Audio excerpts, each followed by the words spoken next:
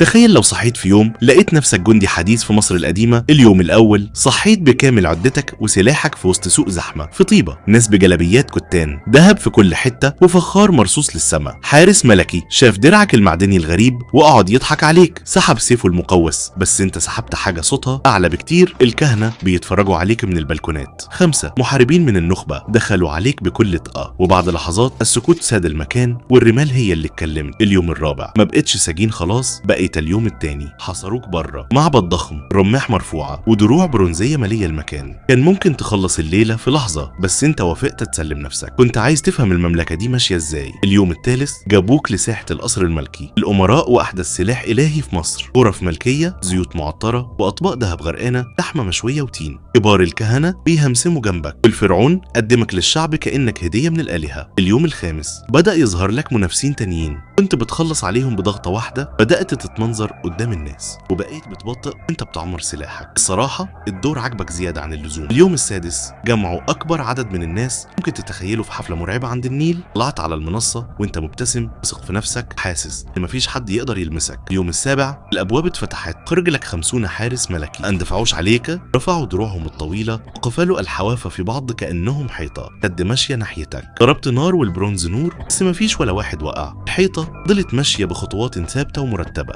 انت مخسرتش قدام قوة مصر،